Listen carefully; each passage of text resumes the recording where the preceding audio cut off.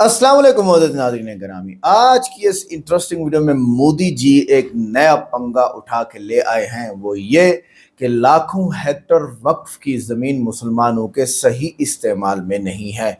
शरई कानून आप सुन लें कि जो वक्फ करने वाला बंदा है अल्लाह के नाम पर, वो जो शर्त लगाएगा वही कुरान है, वही हदीस है, और वक्फ के मुतवल्ली उसके ईमानदार और जो है वो उसको चलाने वाले होते हैं। ये कौन होते हैं? मोदी जी इन हेक्टर्स, लाखों हेक्टर ज़मीन के मालिक बनने वाले, ये बटोरने जा रहे हैं ना असल में। और कहते हैं कि मुसलमानों को अगर ये ज़मीन इनकी सही इस्तेमाल में आई होती तो ये पंचर लगाने वाले ना होते हैं। मुसलमानों को पंचर लगाने वाला कहने की बड़ी गाली दी जाती है, और मोदी ने भी दे दी है, और बहुत सारी और गालियां हैं जो मैं आखिर में बयान करूंगा कि जो उन्होंने मुसलमानों को दी जाती हैं। और दूसरी बात यह है कि वो ज़मीन जो लाखों हेक्टर है वो मस्जिद, मदरसे, इमाम बारगाहें, कब्रिस्तान में इस्तेमाल हो रही है। वो मुसलमानों की ज़रूरत है।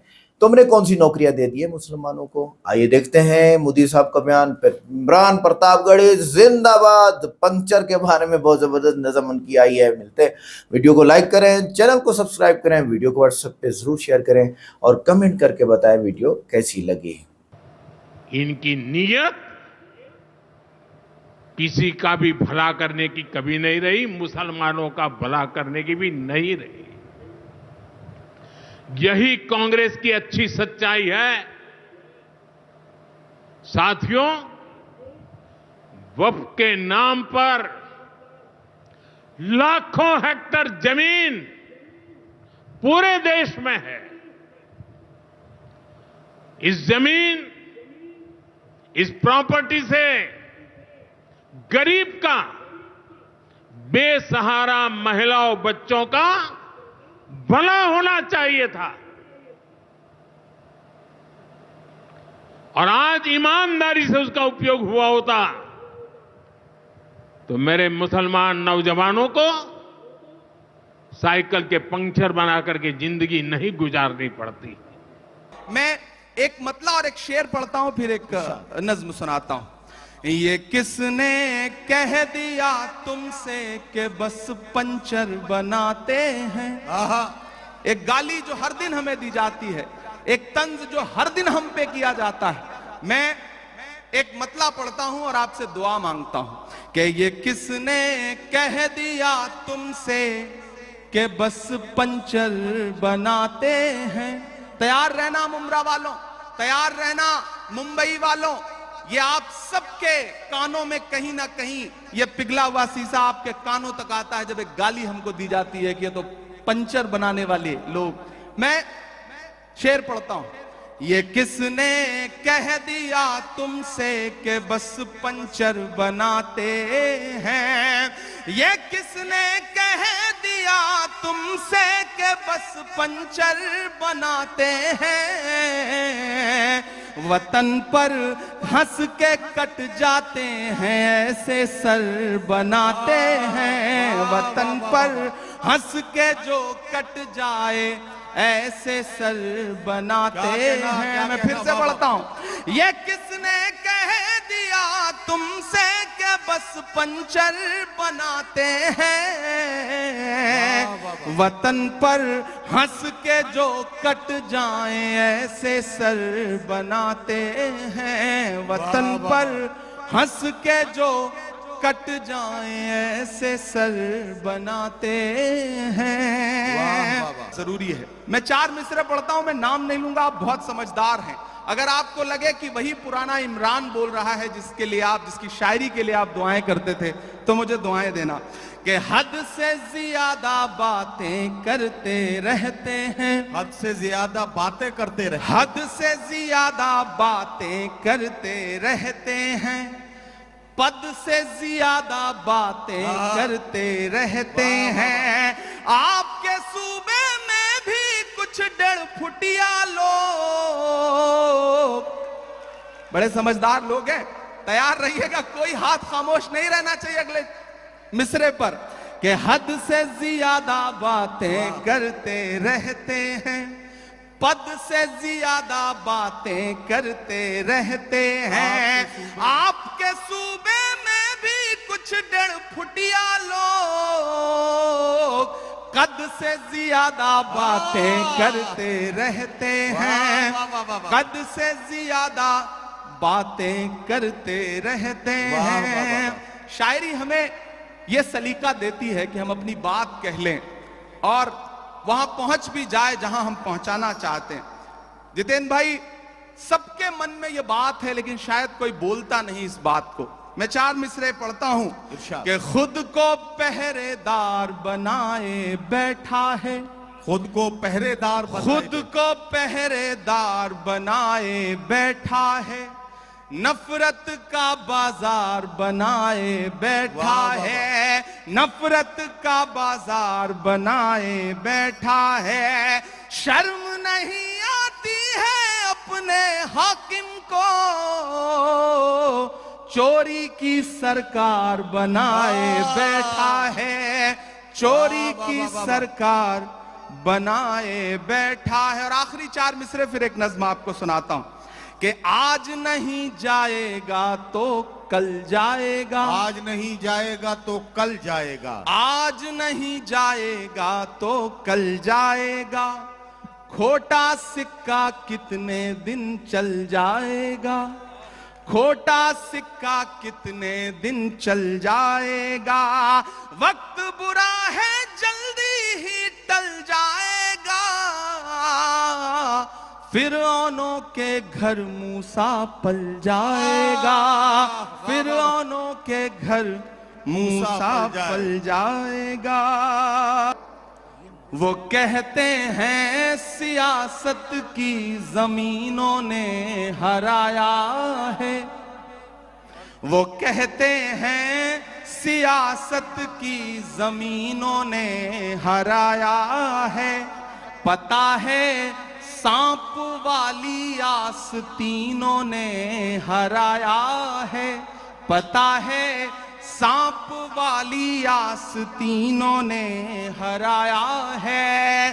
भला किस तरह खुद को मान लूं हारा हुआ यारो, हमें मालूम है हमको मशीनों ने हराया है, हमें मालूम है हमको मशीनों ने हराया है। और आज जमहूरियत का दिन है, 26 जनवरी है और लाखों की तादाद में यहां मुंब्रा में लोग इकट्ठा हैं, पूरे हिंदुस्तान के लोग। मैं जितेंद्र भाई से बैठे हुए कह रहा था कि मुंब्रा सिर्फ मुंब्रा नहीं है, मुंब्रा अपने आप में पूरा हिंदुस्तान है। हिंदुस्तान के हर शहर का आदमी मुंब्रा में रहता है। मुंब्रा की चाहे जो इमेज बनाए मीडिया या फिर विपक्षी लोग, लेकिन आज की रात वो आए और देखें कि किस तरह से जमहूरियत के लोग यहां बैठे हुए हैं, जमहूरियत से प्यार करने वाले लोग बैठे हैं। मैं 4 मिसरे पढ़ता हूं कि उर्दू अदब की शम्मा जलाने आए हैं। क्या कहना, वाह। उर्दू अदब की शम्मा जलाने आए हैं, आज यहाँ लाखों दीवाने आए हैं, आज यहाँ लाखों दीवाने आए हैं, मुल्क की खातिर जान लुटाने आए हैं, लोकतंत्र का जश्न मनाने आए हैं, लोकतंत्र का जश्न मनाने आए हैं कि हर सितम का जवाब आएगा, हर सितम का जवाब आएगा, देखना इंकलाब आएगा। मेरा ईमान, मेरा यकीन बोल रहा है इन मिसरों में, पीछे तक एक एक हाथ को कसम देता हूं कि खामोश नहीं रहेगा। आपकी तालियों का शोर चौथे मिसरे पे दिल्ली तक जाना चाहिए, जो मैं हिम्मत कर रहा हूं पढ़ने की, कि हर सितम का जवाब आएगा, देखना इंकलाब आएगा, अच्छे दिन का किए थे जो वादा,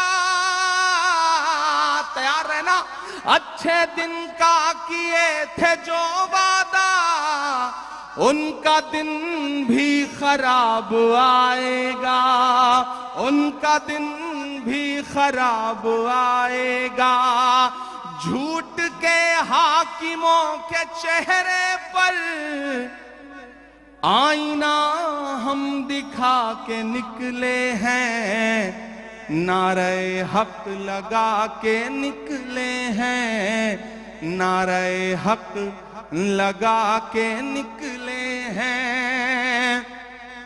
मैं लाल किला हूँ, मैं लाल किला हूँ। लाल किला बोल रहा है और अगला जो मिसरा है उस पे आपके हाथ उठ जाएंगे। मैं लाल किला हूँ, मैं लाल किला हूँ। हिंदुस्तान में तुझे तोहफे में मिला हूँ। मैं लाल किला, लाल किला, लाल किला हूँ। मैं लाल किला हूँ। किसी ने कहा है कि इस दौर में जब सच बोलना बड़ा मुश्किल सा हो गया है ना, ऐसे दौर में लोगों की दुआओं के भरोसे ही सच बोला जा सकता है। मैं आपकी दुआओं के भरोसे सच बोलता हूं, पढ़ता हूं, पहला बंद पढ़ता हूं। मैं लाल किला हूं कि मेरे बनाने वाले से नफरत भी है उनको, और मेरी दीवारों से मोहब्बत भी है उनको। कमजोरी से सुन रहे हैं आप? कि मेरे बनाने वाले से नफरत भी है उनको, और मेरी दीवारों से मोहब्बत भी है उनको। सदियों की गवाही है मेरी लाल दीवारें, भारत की सिपाही है मेरी लाल दीवारें। देखा गया एक ख्वाब हूं मैं शाहजहां का, तामीर कामयाब हूं मैं शाहजहां का। तारीख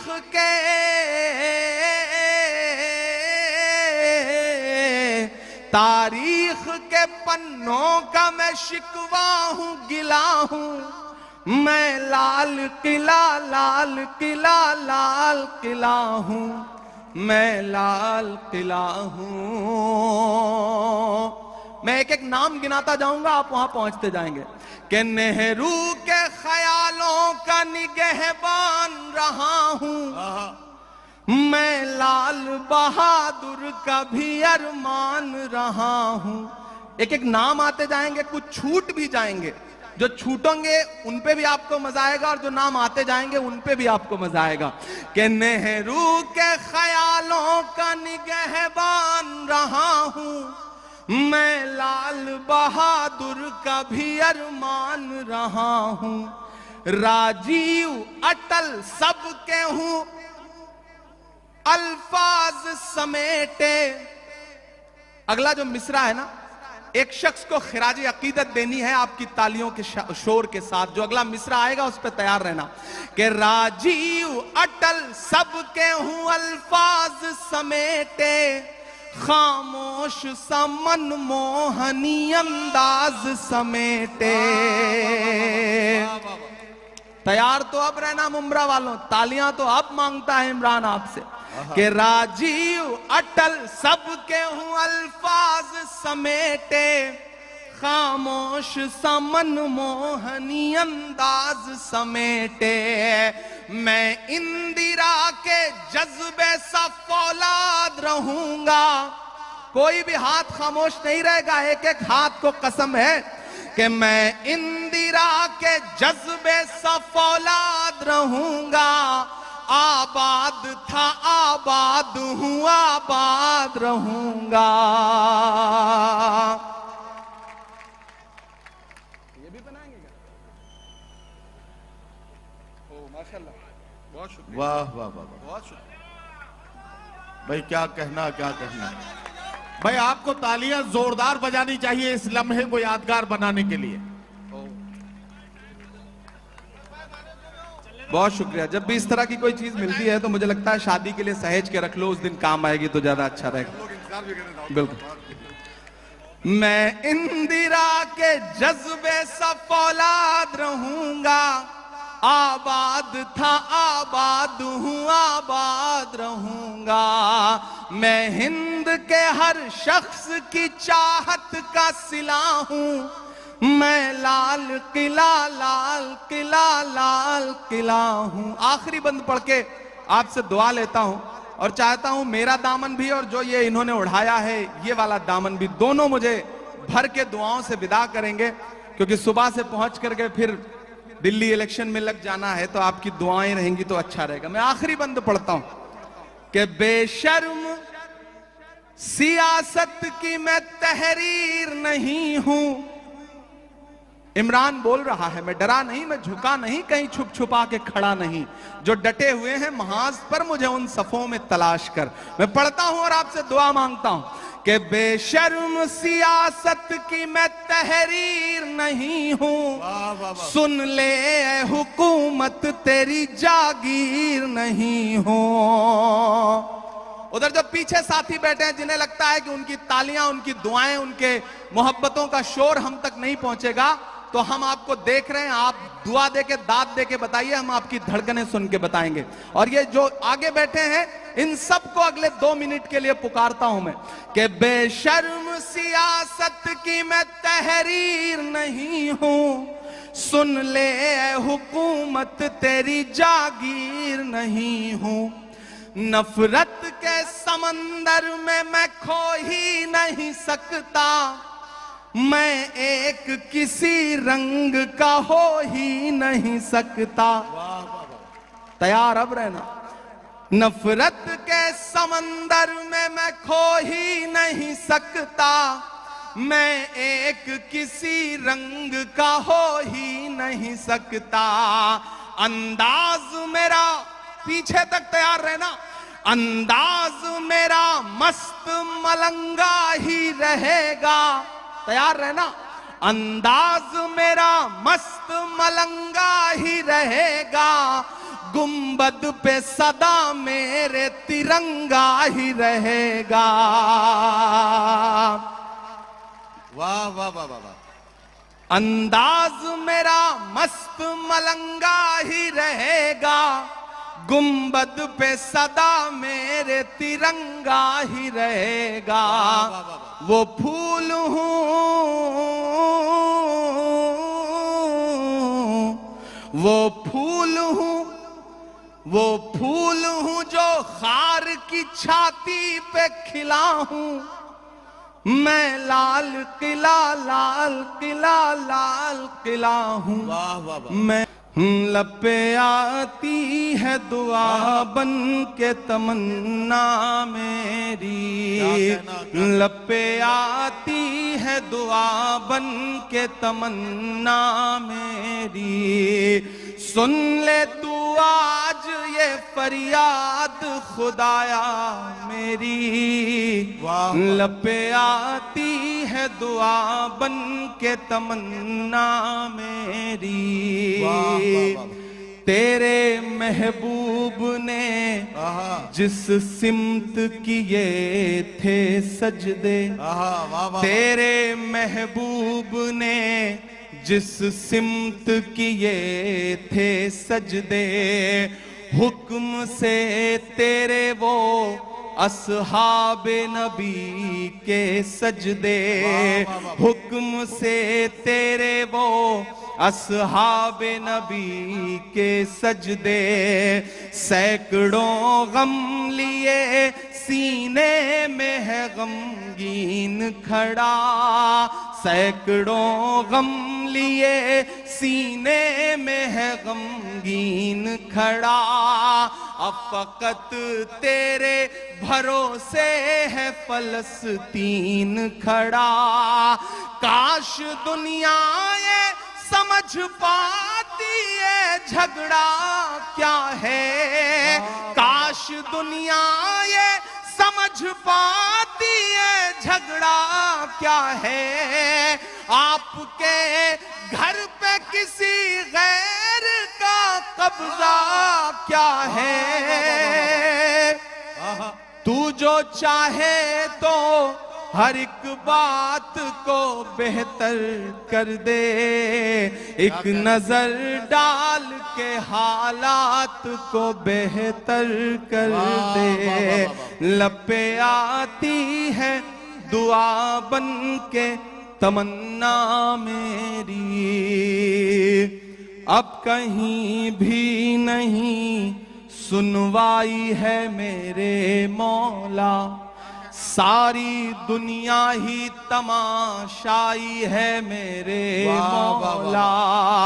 जो तेरे नाम पे लड़ते हैं अगर हारे तो, जो तेरे नाम पे लड़ते हैं अगर हारे तो, इसमें हम सब की भी रुसवाई है मेरे मौला। उनकी उजड़ी हुई बस्ती की सदाएं सुन ले ऐ खुदा, क़िबला अव्वल की दुआएं सुन ले। तू जो चाहे तो बुरा वक्त भी टल जाएगा, रात की कोख से सूरज भी निकल आएगा। लपे आती है दुआ बन के तमन्ना मेरी। आखिरी बंद पढ़ता हूं इस नज्म का। बहुत रोया हूं मैं ये मिसरे कहते हुए। एक तस्वीर मेरी आंखों के सामने आई थी कि एक शख्स है और उसके बच्चे के ऊपर बम गिरा है और उसके हथेली पे उसके बच्चे की पूरी लाश है, बमुश्किल कुछ महीने का बच्चा है। मैंने वो तस्वीर देखा था और ये मिसरे हुए थे बहुत रोते हुए कि दुध मुहे बच्चों के भी ख्वाब हुआ करते हैं। क्या कहना वाह। मुझे पता है यहाँ अदब को सुनने वाले लोग बैठे हैं, ईमान वाले लोग बैठे हैं। मुझे दुआ देना इन मिसरों पे कि दुध मुहे बच्चों के भी ख्वाब हुआ करते हैं, जंग करने के भी आदाब हुआ करते हैं, जंग करने के भी आदाब हुआ करते हैं। हम नहीं कहते हमें कोई पैगंबर दे दे, जो फकत तेरे ही आगे झुके वो सर दे दे। लश्करे फील जहालत पे उतर आया है, लश्करे फील जहालत पे उतर आया है। ऐ खुदा फिर से अबाबीलों को कंकर दे दे।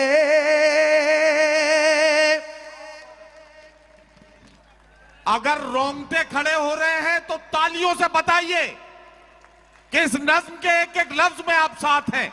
ये मिसरे फिर से इमरान प्रतापगढ़ी साहब पढ़ेंगे। मैं उनसे गुजारिश करता हूं ये मिसरे फिर से पढ़ें। ये आपके जज्बात को किस तरह से, आपके रोंगटों में किस तरह से ये हरारत पैदा कर रहे हैं, जरा सा बताइए तालियां बजाकर, ताकि ये मिसरे फिर से पढ़े जाएं।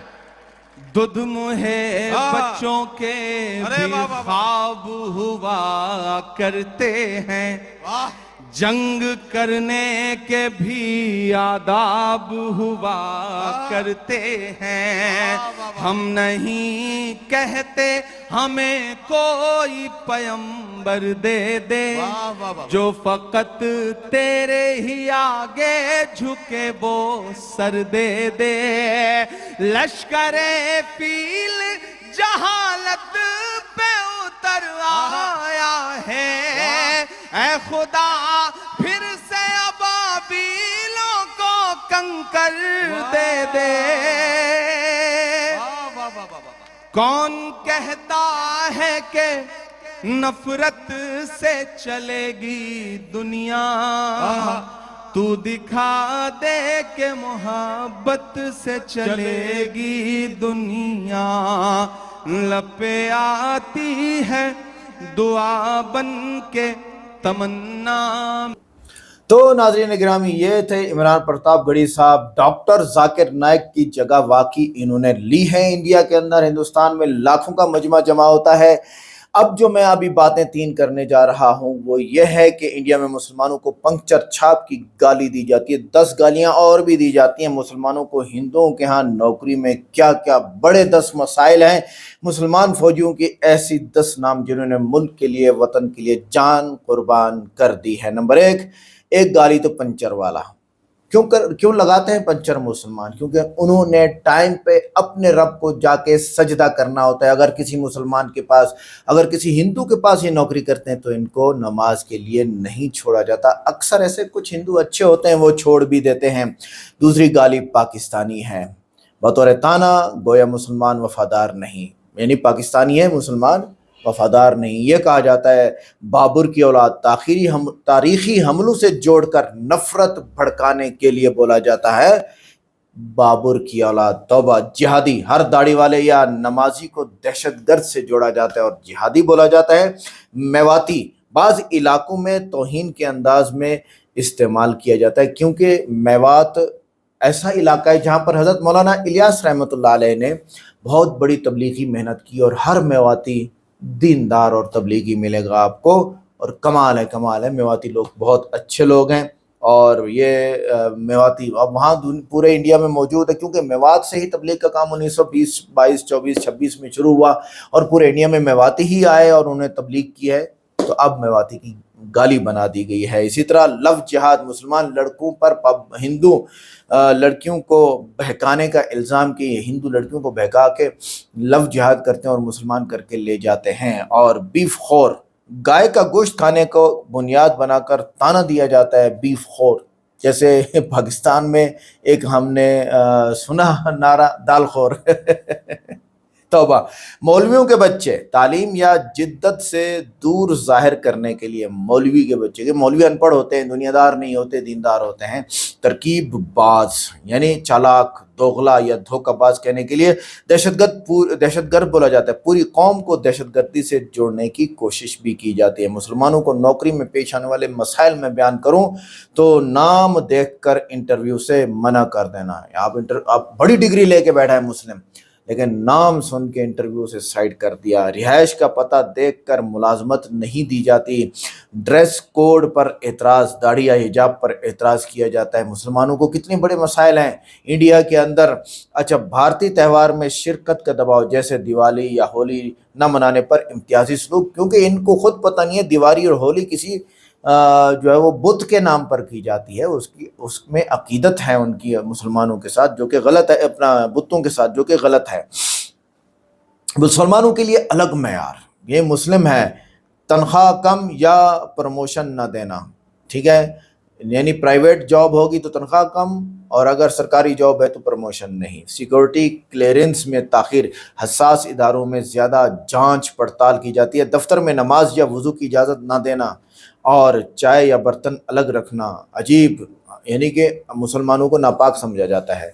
और फ़िरका वाराना तासुब, ग्रुप मीटिंग्स या फैसलों से दूर रखना, ये साइड पे रखो, हम अब खुद में ही कर लेंगे। खाने में गोश्त खाने पर तजलील, ख़ास तौर पर बीफ का मसला बनाकर। हिंदू खुद खाते हैं, मछली खाते हैं, बीफ खाते हैं, सब खाते हैं यार। ये कुछ हैं इनमें जो नहीं खाने वाले। आगे वो 10 फौजी मैं आपको बताता जाऊँ जिन्होंने इंडिया के नाम पर अपनी जानें कुर्बान की और वो मुसलमान थे। नंबर 1, अब्दुल हमीद, 1965 की भारत पाकिस्तान जंग में बहादुरी का मुजाहरा। ब्रिगेडियर मोहम्मद उस्मान, 1947-48 की कश्मीर जंग में शहीद। कर्नल नईम अख्तर, भारतीय फौज में खिदमत अंजाम देते हुए शहीद। मेजर कासिम मीर, कारगिल जंग में शहीद।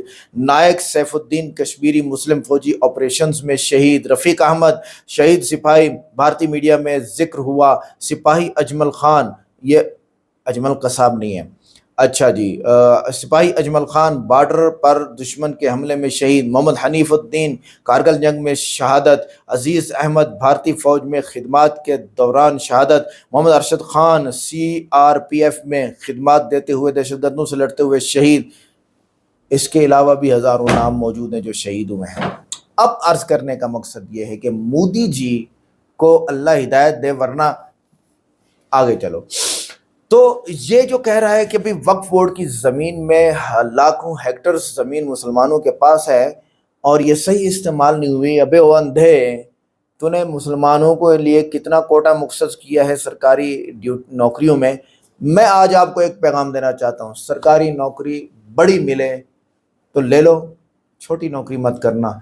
ये पूछता नहीं है जालिम। डेली टैरिफ लगता है, डेली टैक्स लगता है, एक बिस्किट पे डेली कुछ ना कुछ पैसे बढ़ते जा रहे हैं, एक रोटी के ऊपर, एक घी के पैकेट के ऊपर, एक क्रीम पर, एक पता नहीं किस किस चीज़ पर। वहाँ को और इस तनख्वाह को कंपेयर किया जाए तो बेड़ा गर्क है अवाम का। और मैं पहले भी कह चुका हूँ, पूरी दुनिया के तमाम ममालिक पर सियासतदानों का और इस्टेब्लिशमेंट का कब्जा है और अवाम उन्नास का जूस निकल रहा है। इसके लिए दज्जाल को आना पड़ेगा, ये ऐसे ख़त्म होने वाला नहीं है। दज्जाल आएगा और उसके बाद दो बड़ी शख्सियात आएंगी, मेहदी अलैहिस्सलाम और ईसा अलैहिस्सलाम। बाकी कोई नहीं आने वाला।